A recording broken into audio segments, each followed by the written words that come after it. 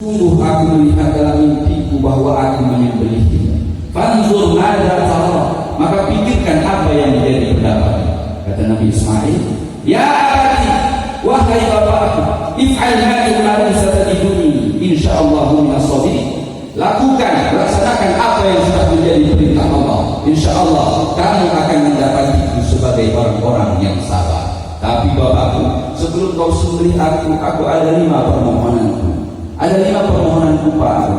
Apa permohonanmu anakku? Kata Nabi Ibrahim. Yang pertama, ketika bapak sembelih saya nanti, saya mohon tolong bapak pakai pisau yang sangat tajam. Jadi nanti bapak-bapak yang dapat giliran menyembelih hewan kurban, bapak dusun, sama reje, sama imam dan lain sebagainya, pakai pisau yang sangat tajam. Kenapa? Karena kalau kita pakai pisau yang tumpul, tersisa hewan. Kalau pakai yang tajam, tidak tersisa hewan. Dan usahakan ketika menyembelih hewan korban itu dekat sama leher atasnya, supaya cepat aliran darahnya itu mengalir. Dan darahnya itu cepat dia mengalir, tidak beku. Dan dagingnya pun tidak berwarna jelek. Jadi dagingnya akan asuh, aman, sehat, utuh, dan halal. Makanya sekali sudah jadi bapak ibu yang berbahagia. Saya SPT, sarjana peternakan, makanya tahu. Jadi potong di atasnya supaya tidak tersisa hewan. Jadi kalau unggas seperti itik, bebek, ayam, kalau kita potong di tengah-tengahnya, hewan itu bisa terbang dulu baru dia baru mati. Jadi potong di sini, aliran darahnya itu dari bawah cepat dia memancar ke bawah.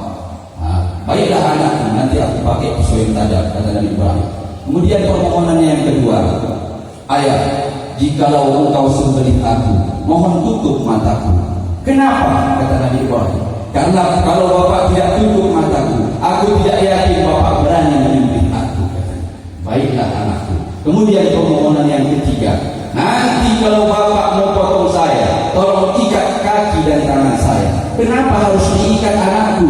Kata Nabi Ibrahim. Karena kalau tidak diikat, aku tidak mau meronta-ronta kesakitan, dan aku tidak mau melukai tubuh bapak karena aku sudah terlalu sakit. Inilah anak soleh. Ketika mau dipotong pun dia masih pikir ayahnya, pikir bapaknya. Dan inilah yang diminta oleh Nabi Ibrahim dalam setiap doanya selama 80 tahun.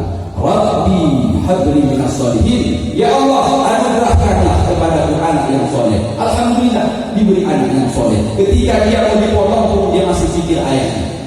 Baiklah anakku, kata Nabi Ibrahim. Kemudian permohonannya yang keempat, ayah, nanti kalau ayah sembelih saya mohon jangan sampai bajuku itu kena darah ya. Kenapa? Kata Nabi Ibrahim. Karena kalau bajuku kena darah, aku tidak mau ibundaku melihat darah itu. Dan ibundaku menangis, ibundaku bersedih karena melihat darah itu.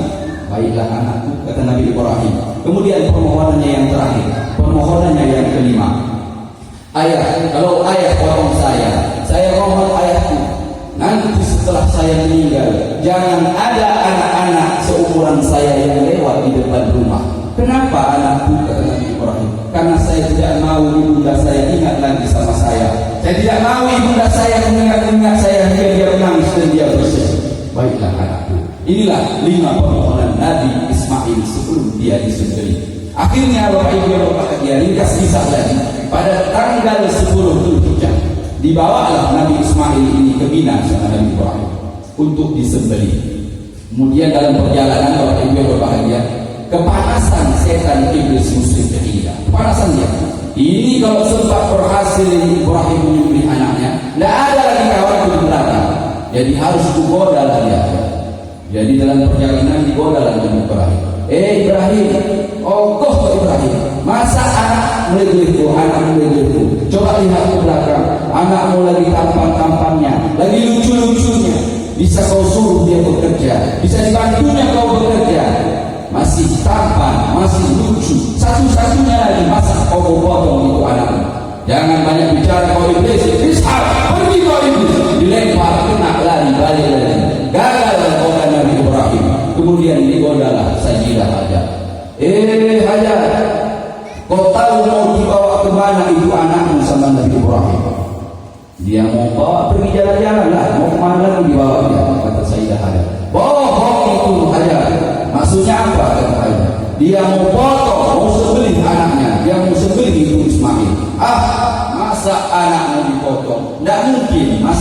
kamu potong anak tadi. Betul saja, katanya perintah Allah Subhanahu wa taala. Iblis, kalau ini memang perintah Allah, jangankan anakku, aku juga rela untuk disembelih. Pergi kau setan, pergi kau iblis. Kemudian dilemparlah lagi oleh Sayyidah Hajar si iblis itu. Pergi dia, balik lagi.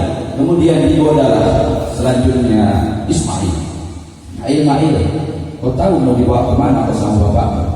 Aku tahu, gak usah banyak bicara. Masih mau bicara, iblis dilempar oleh Nabi Ismail, dilempar. Pergi kena lagi.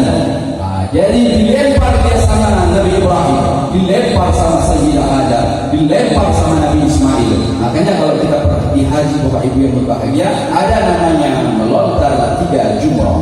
Ula, wusta, aqabah. Setan besar, setan sedang, setan kecil. Jadi dilempar setan itu menggunakan kerikil. Kenapa harus 3 tempat? Kenapa harus 3 hari? Kenapa harus 7 batu? Kenapa tidak sekali lempar saja 63 batu? Allah ingin mengajarkan kepada kita bahwa syaitan tidak cukup kau lawan hanya 1 kali. Dia kali ini goda kamu, gagal, dia goda istrimu. Makanya tidak heran Pak, ketika ada bapak-bapaknya mengompok hewan kurban, datang ibu-ibu. Beri-beri kau tak ada. Nanti kau suka ya Kak. Kita makan minyak motor nutrisi. Beri-beri kau Pak. Ibu-ibu ini berbahaya, ini setan ini. Jadi setan dalam bentuk istri ini susah diusir Pak. Coba kau Bu, sisi lepas pulang. Jadi setan dalam bentuk istri ini beda, susah yang usirnya Pak. Kalau setan yang tidak nampak itu bisa diusir dengan a'udzubillahi minasyaitonir rajim. Tapi kalau istri dibaca a'udzubillahi minasyaitonir rajim, tambah dekat. Dia datang, anak pergi Pak, pergi dalam setan itu. Itu bahaya sekali. Jadi dari sinilah kita belajar bahwa membentuk keluarga yang soleh itu, suami harus beriman, istri harus beriman, anak pun harus beriman. Sudah, ringkas kisah dibawalah ke Mina. Sampai di Mina dibaringkan Nabi Ismail, kemudian ditutup sama Nabi Ibrahim matanya, kemudian diambil pedangnya, kemudian mau disembelih. Berteriak Nabi Ismail, Pak, apa lagi nak? Berteriak ini anak aku. Tolong buka ikat kakiku dulu Pak, buka ikat tanganku Pak. Kenapa lagi dibuka?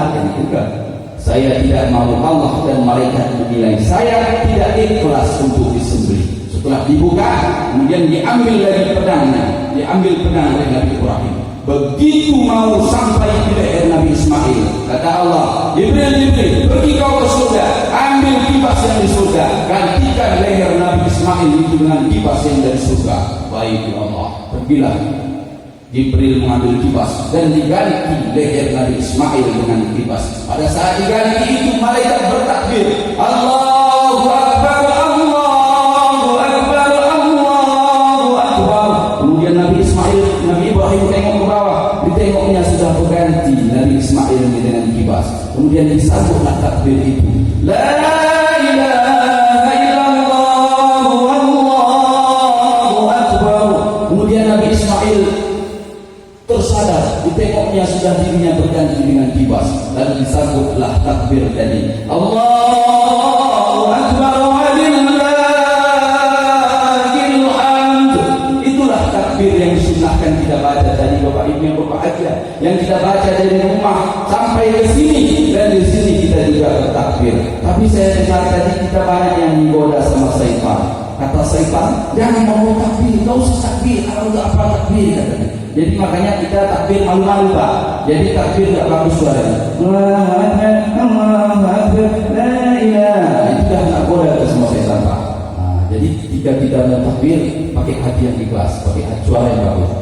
Bapak Ibu yang berbahagia, inilah sekilas sepucuk kisah dari salah satu keluarga soleh yang patut kita teladani, yang mengajarkan kepada kita bahwa pengorbanan kepada Allah lah yang paling utama untuk mengukur tingkat keimanan dan ketakwaan kita kepada Allah Subhanahu wa taala. Dari sinilah sosok Nabi Ismail yang begitu sabar dan tabah, karena dia tahu ini perintah dari Allah Subhanahu wa taala. Dia tahu ini perintah dari kedua orang tuanya. Bukankah Allah Subhanahu wa taala telah mengajarkan dalam Al-Qur'an surah Al-Isra ayat 23, wa qadara rabbuka alla ta'budu illa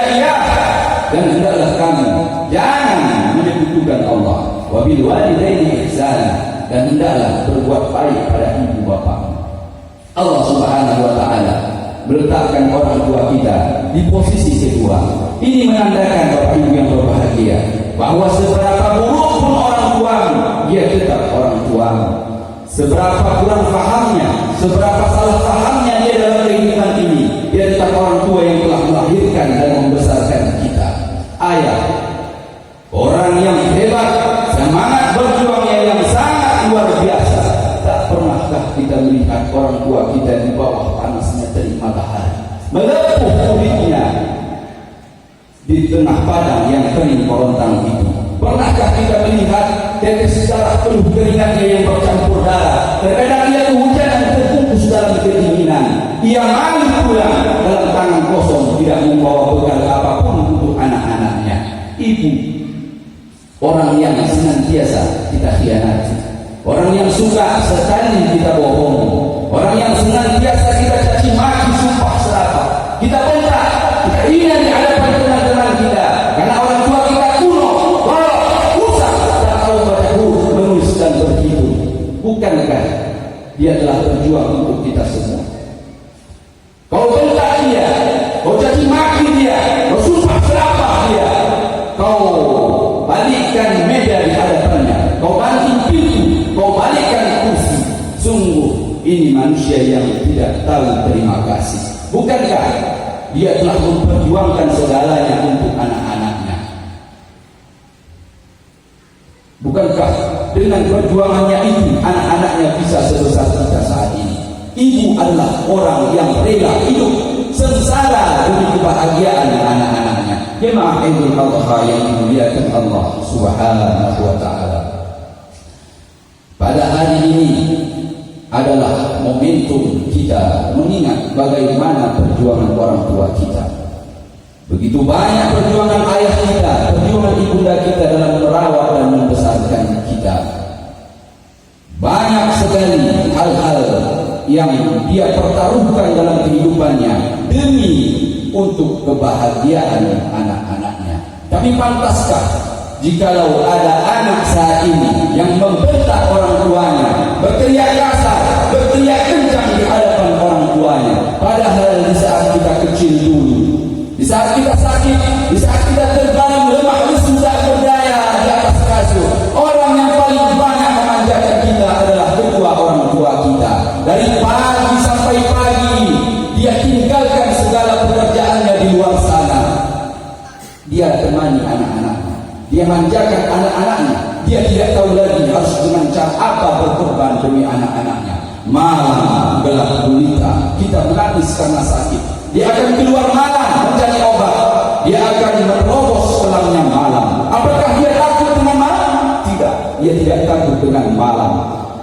Kadang pada malam itu hujan deras turun, dia tidak gentar dengan hujan, dia juga rela pulang dalam keadaan basah dan kuyup.